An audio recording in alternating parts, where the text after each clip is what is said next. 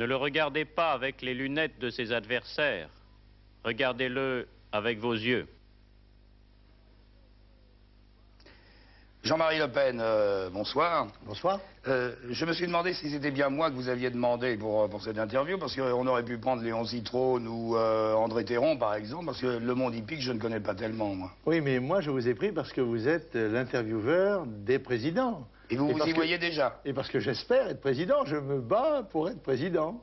Oui. Aujourd'hui encore, vous pensez qu'au soir du 8 mai, on peut annoncer à la télévision Jean-Marie Le Pen est élu? Je vous donnerai rendez-vous. Ça ferait un certain bruit. Mais je crois que c'est ce qui est nécessaire pour notre pays. Je crois qu'il faut que les choses changent.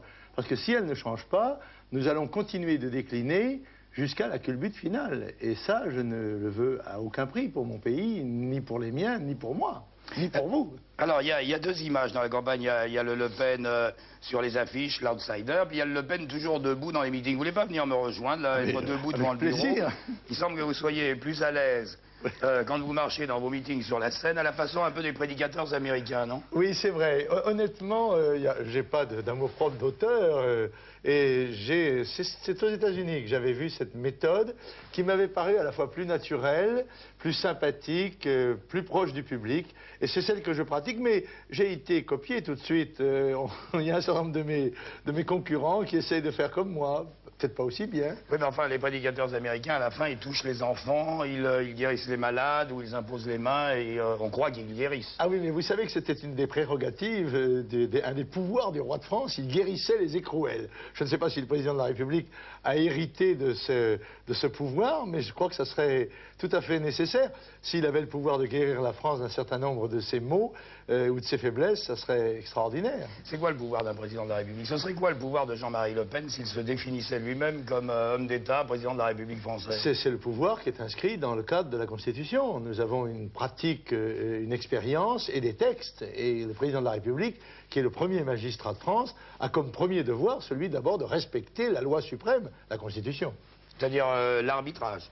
Pas seulement, il est un animateur, il est un guide, il conduit le pays. Il a des responsabilités de premier plan dans le domaine de la diplomatie, dans le domaine des affaires étrangères, dans le domaine essentiel de la défense. Parce que la politique, c'est avant tout la sécurité. La sécurité extérieure et intérieure, c'est le premier devoir de l'État et dans le fond, la première liberté du citoyen.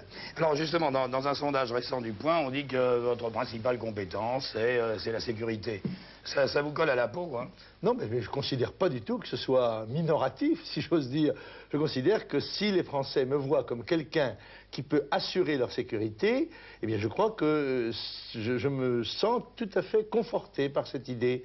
Et cette confiance m'honore et je suis heureux qu'ils me voient sous cet angle-là. Il vous voit comment, d'après vous, autrement que ça? Ben malheureusement, il me voit très souvent avec les lunettes, comme c'était le cas tout à l'heure, des lunettes que leur mettent mes adversaires. Moi, je n'ai pas beaucoup d'accès aux médias.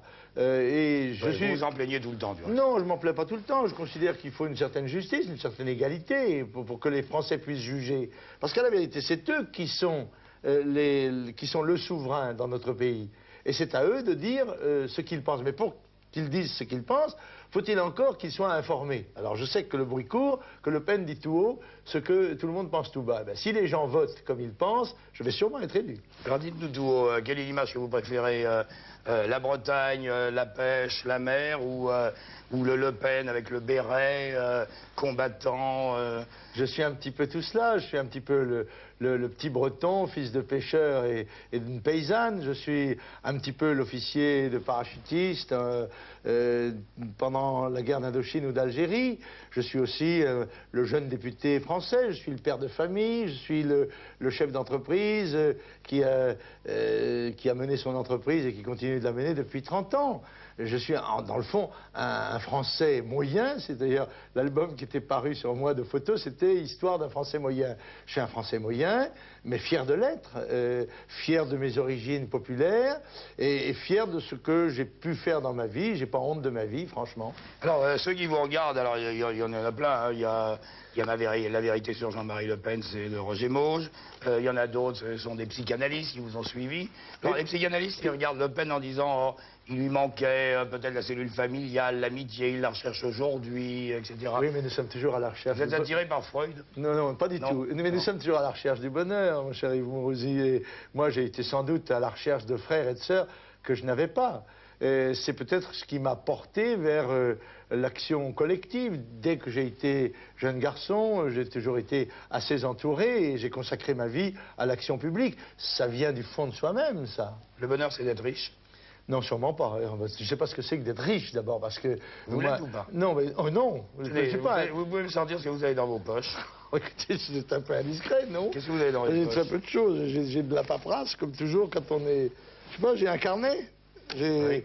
Vous n'avez pas d'argent sur vous? Si, j'ai toujours un peu d'argent quand même. J'ai un petit portefeuille vous avez à peu près combien, en peau d'anguille. Vous pouvez le regarder? Ah oui, vous pouvez le regarder, absolument. Vous avez quelques billets de 500? Oui. Vous avez... Qu'est-ce que c'est que ce portrait? C'est le portrait de... C'est Alexandre. C'est un portrait que j'ai dans mon portefeuille depuis, je sais pas, 30 ans au moins. Oui. Et plus que ça, 40 ans, depuis que j'ai 20 ans. Et là, vous entrez dans les cabines publiques de téléphone pour téléphoner? Ça m'arrive, absolument, oui. Oui. J'ai mon petit matériel sur moi, vous voyez, j'ai rien d'autre. Mais c'est pas question à domicile, ça, c'est perquisition à domicile. Oui. Alors, lorsque vous parlez de bonheur, alors c'est pas d'être riche, bien. Est-ce que c'est de temps en temps de faire le coup de poing? Non, je crois qu'il faut savoir se défendre. Je crois qu'il faut ne pas avoir honte de se défendre et il faut être capable de protéger les siens. Et soi, sa dignité, son honneur, sa liberté et son existence. Et je crois que c'est un honneur de se battre pour les autres. Vous savez, nous sommes les héritiers d'une tradition de civilisation chevaleresque en quelque sorte, où le fort protège le faible. Mais pour protéger le faible, encore faut-il avoir de la force.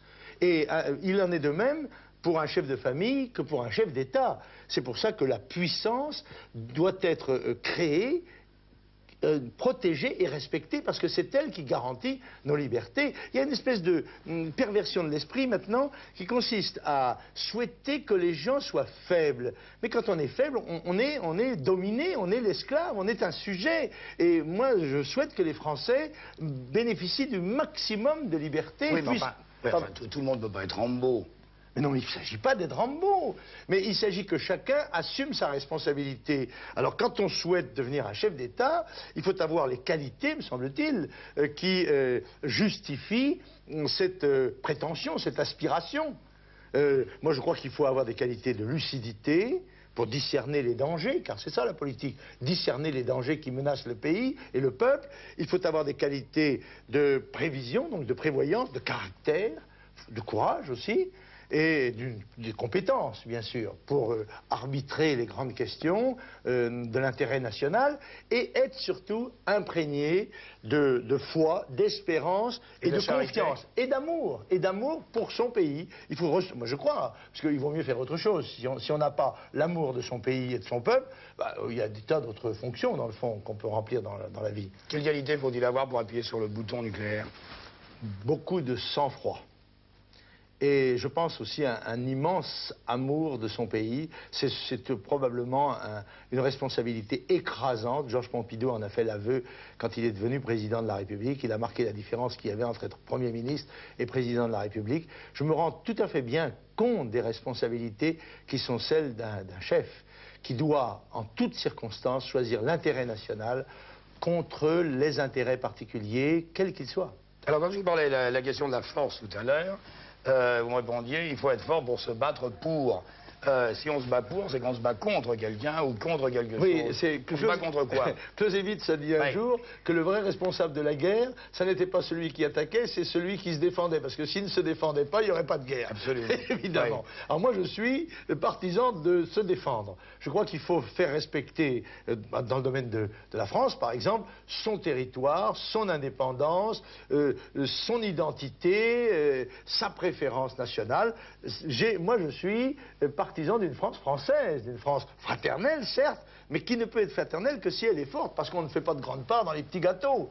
Et pour pouvoir faire marcher la solidarité nationale ou la fraternité française, eh bien encore faut-il avoir un système économique qui marche, qui produise, qui créent des richesses. Et puis il faut aussi savoir les garder. On s'aperçoit aujourd'hui que nous avons un ministère de la Culture en même temps qu'un délégué national à l'illettrisme et que nous prenons des initiatives culturelles alors que nous sommes incapables de défendre et de protéger, de garder l'extraordinaire patrimoine que nos ancêtres nous ont légué. On protège bien Jeanne d'Arc quand même. Ah ben j'espère bien. Elle fait partie du patrimoine. Ah ben je pense bien, d'un patrimoine moral extraordinaire. Et alors que vous pensez, en 1988, il y a maintenant plus de 450 ans que Jeanne d'Arc a été un général victorieux à 19 ans, héroïne et martyr, 400 ans avant le mouvement féministe.